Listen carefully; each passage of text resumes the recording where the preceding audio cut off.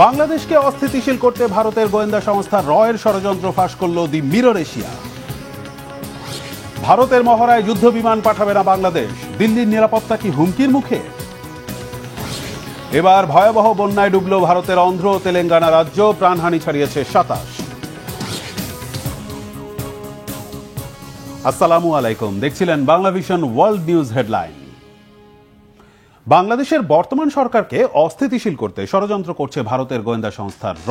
সম্প্রতি এমন বিস্ফোরক তথ্য ফাঁস করেছে জার্মান ভিত্তিক সংবাদ মাধ্যম দ্য মিরর এশিয়া। এক প্রতিবেদনে তারা বলছে ৫ আগস্টের পর থেকেই বাংলাদেশের বিভিন্ন ইস্যুতে প্রত্যক্ষ এবং পরোক্ষভাবে তৎপরতা চালিয়ে যাচ্ছে ভারত।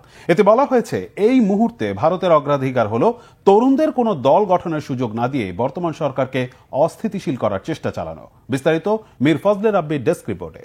রক্তক্ষয়ী জুলাইয়ের পর গণ অভ্যুত্থানের আগস্ট, নতুন করে বাংলাদেশের ইতিহাস রচনা, এসেছে সংস্কারের সেপ্টেম্বর। তবে সহসাই এত শঙ্কাহীন হওয়ার সুযোগ বোধহয় নেই।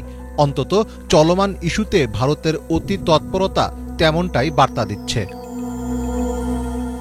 শেখ হাসিনোত্তর বাংলাদেশ নিয়ে ভারতীয় গোয়েন্দা সংস্থা র একের পর এক পরিকল্পনা বাস্তবায়ন করছে বলে রিপোর্ট করেছে জার্মানির বন ভিত্তিক সংবাদ মাধ্যম দ্য মিরর এশিয়া।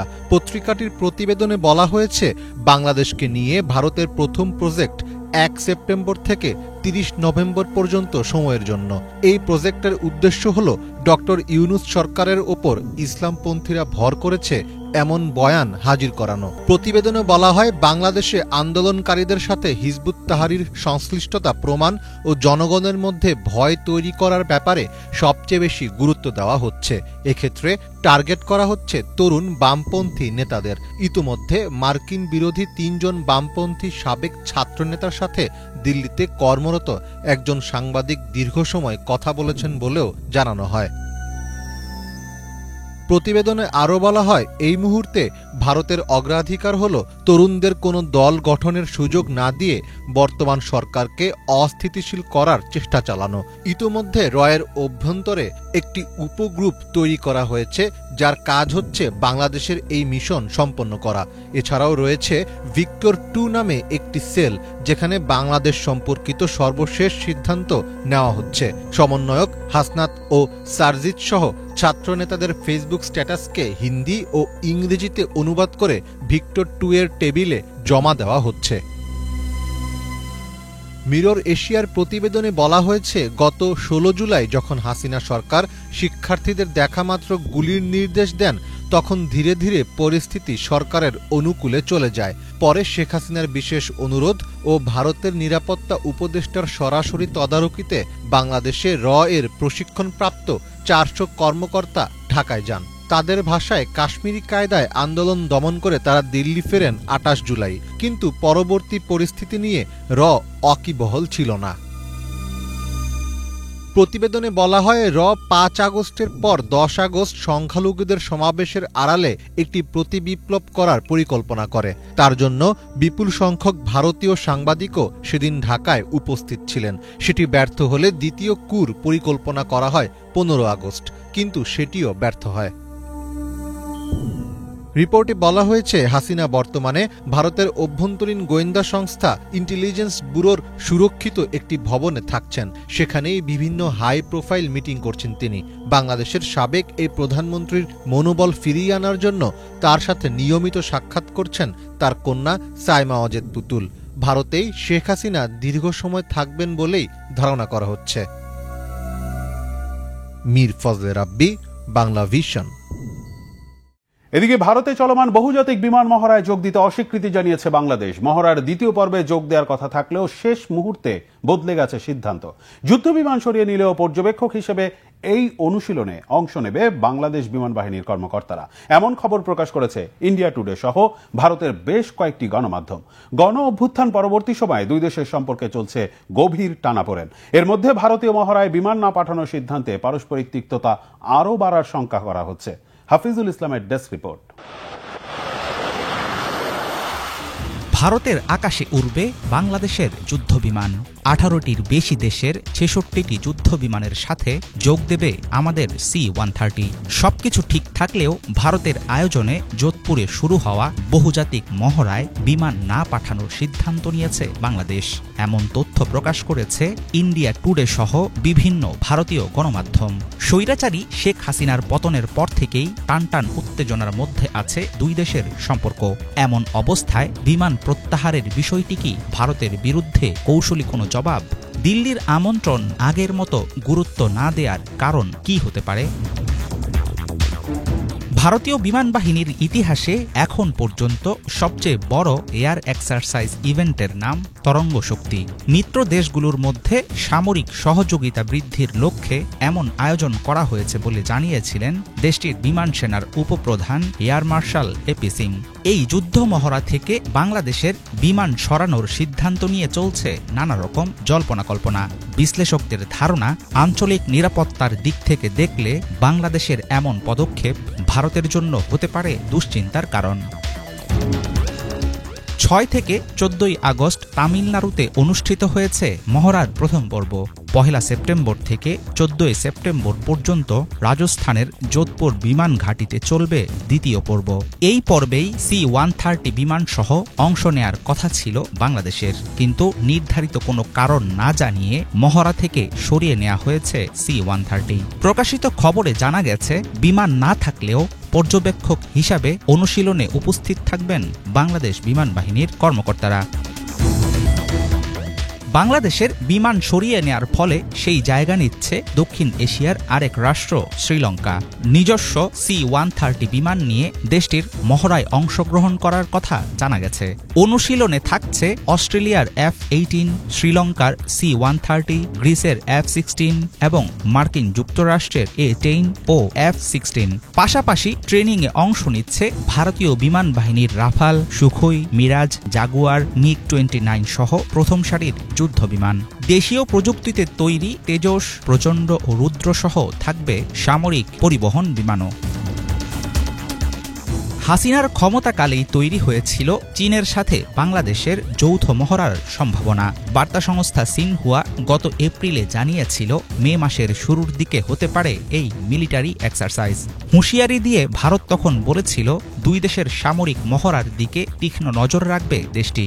দিল্লির সাথে চলমান তিক্ততার মাঝেই বাড়তে পারে ঢাকা বেইজিং মিত্রতা। আন্তর্জাতিক বিশ্লেষকদের ধারণা, তরঙ্গ শক্তি থেকে বাংলাদেশের বিমান সরিয়ে নেয়ার সিদ্ধান্ত আরও বিষিয়ে তুলতে পারে দ্বিপাক্ষিক সম্পর্ক। হাফিজুল ইসলাম, বাংলা ভিশন। ভারতের প্রধান বিরোধী দল কংগ্রেসের শীর্ষ নেতা সোনিয়া গান্ধী ও রাহুল গান্ধীকে নিয়ে মানহানিকর মিথ্যা প্রতিবেদন প্রকাশের অভিযোগে বাংলাদেশের গণমাধ্যম সম্পাদকের বিরুদ্ধে মামলা হয়েছে বেঙ্গালুরুতে। ভারতের স্থানীয় এক সাংবাদিককেও এই মামলার আসামি করা হয়েছে। বাংলাদেশের ইংরেজি ট্যাবলয়েড ব্লিডস সম্পাদক সালাউদ্দিন শোয়েব চৌধুরী এবং ভারতের জয়পুর ডায়ালগসের অদিতিকে মামলার আসামি করেছে পুলিশ।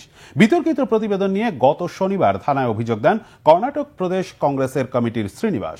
এর ধারাবাহিকতায় বেঙ্গালুরু হাইগ্রাউন্ড পুলিশ স্টেশনে মামলা দায়ের করা হয়। শ্রীনিবাস জানান, শোয়েব চৌধুরী সামাজিক মাধ্যম এক্সে পোস্ট দিয়ে সোনিয়া গান্ধীকে পাকিস্তানের গোয়েন্দা সংস্থা আইএসআই এর এজেন্ট বলেছেন। রাহুল গান্ধীর বিরুদ্ধে ধর্ষণের অভিযোগ এনেছেন, এমনকি সন্দেহ প্রকাশ করা হয়েছে সোনিয়ার পিতৃ পরিচয় নিয়ে। ব্লিটসের সংবাদটি সামাজিক মাধ্যমে প্রচারে ভূমিকা রেখেছেন জয়পুর ডায়ালগসের অদিতি। বলা হয়েছে, এটি উস্কানিমূলক এবং গান্ধী পরিবারের সম্মানহানি ও সাম্প্রদায়িক সম্প্রীতি ধ্বংসের পরিকল্পিত অপচেষ্টা। ভারতের অন্ধ্রপ্রদেশ ও তেলেঙ্গানা রাজ্যে ভারী বৃষ্টিতে সৃষ্ট বন্যায় এখন পর্যন্ত 27 জনের মৃত্যু হয়েছে। সৃষ্ট জলাবদ্ধতায় ব্যাহত হচ্ছে যোগাযোগ ব্যবস্থা। ত্রিপুরা ও গুজরাটের পর এই দুই প্রদেশে বন্যা দেখা দিল। গেল শনিবার থেকে টানা বৃষ্টি শুরু হয় রাজ্য দুটিতে। এর মধ্যে তেলেঙ্গানায় 15 এবং অন্ধ্রপ্রদেশে 12 জনের প্রাণহানির তথ্য দিয়েছে স্থানীয় কর্তৃপক্ষ। বিভিন্ন এলাকায় সৃষ্টি হয়েছে জলাবদ্ধতা, রাস্তাঘাট তলিয়ে যাওয়া সহ ব্যাহত হচ্ছে যোগাযোগ ব্যবস্থাও। এ পরিস্থিতিতে শতাধিক ট্রেনের শিডিউল বাতিল করেছে রেল প্রশাসন। তেলেঙ্গানা রাজ্যের আদিলাবাদ, নিজামাবাদ সহ বিভিন্ন স্থানে জারি করা হয়েছে রেড অ্যালার্ট। সোমবার হায়দ্রাবাদে বন্ধ ঘোষণা করা হয়েছে শিক্ষা প্রতিষ্ঠান। ভারতের প্রধানমন্ত্রী নরেন্দ্র মোদী দুই রাজ্যের মুখ্যমন্ত্রীর সাথে ফোন আলাপ করেছেন। বন্যার্তদের জন্য সব ধরনের সহায়তার আশ্বাস দিয়েছেন তিনি। ইউক্রেনের নিয়ন্ত্রণে থাকা দনেস্কের আরও দুটি অঞ্চল দখলে নেওয়ার দাবি করেছে রাশিয়া। দেশটির প্রতিরক্ষা মন্ত্রণালয় জানিয়েছে, ইউক্রেনের সেনাদের পরাজিত করে দেশটির আরও গভীরে প্রবেশ করেছে রুশ বাহিনী। একই সাথে রাশিয়ার কার্স্ক প্রদেশে প্রবেশ করা ইউক্রেনের সেনাবাহিনীর উপর জোরালো হামলা চালাচ্ছে রুশ বাহিনী। হিজল জুবায়ের ডেস্ক রিপোর্ট।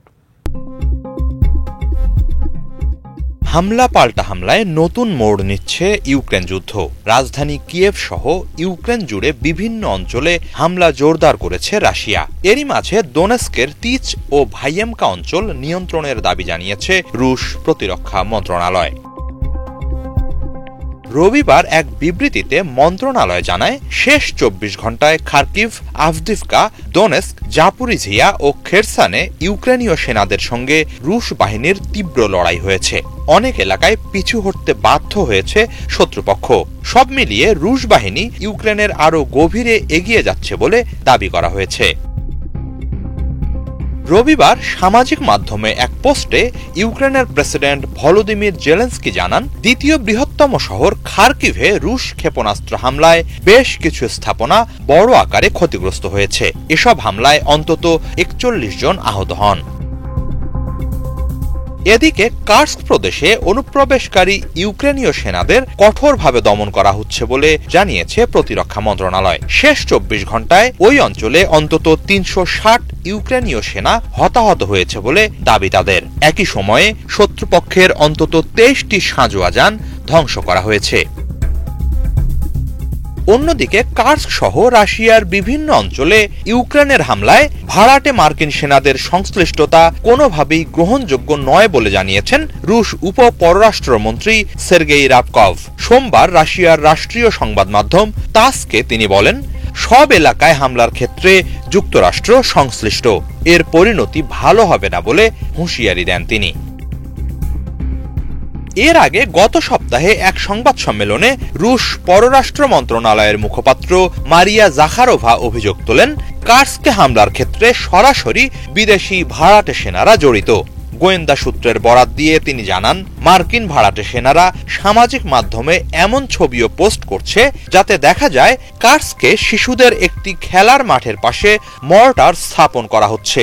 রাশিয়া এসবের বিরুদ্ধে পাল্টা পদক্ষেপ নেবে বলে সতর্কতা জানান জাখারোভা। হিজল জুবায়ের, বাংলা ভিশন।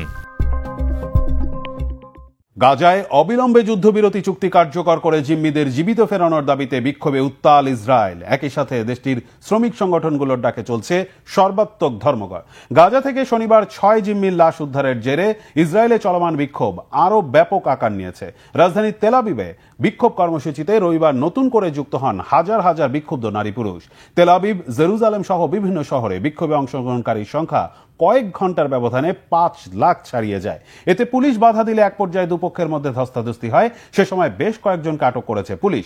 হামাসের কবজায় থাকা জিম্মিদের হত্যার ঘটনায় ইসরায়েলের প্রধানমন্ত্রী বেনিয়ামিন নেতানিয়াহুর টালবাহানাকে দোষারোপ করে তার পদত্যাগের দাবিতে স্লোগান দেন বিক্ষুব্ধরা। এদিকে এখনও হামাসের হাতে থাকা 101 জন জিম্মিকে অবিলম্বে ফিরিয়ে আনতে যথাযথ কার্যকর পদক্ষেপের জন্য চাপ সৃষ্টি করতে শ্রমিক ধর্মঘটে প্রায় অচল অবস্থা তৈরি হয় বিমান, নৌ ও সড়ক যোগাযোগ ব্যবস্থায়। চরম ভোগান্তিতে পড়েন যাত্রীরা। রাজপথ অবরোধ করায় স্থবির হয়ে পড়ে অফিস, আদালত, ব্যাংক ও স্কুলের স্বাভাবিক কার্যক্রম।